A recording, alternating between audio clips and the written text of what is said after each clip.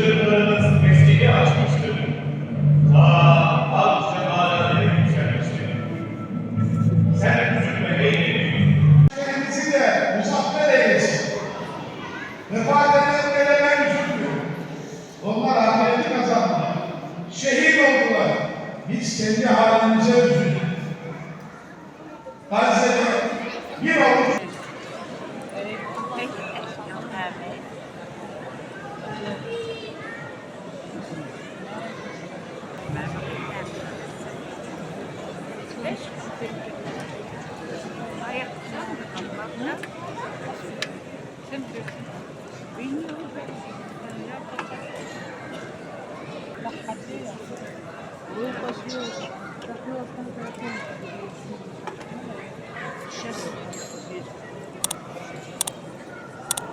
Bakayım ben.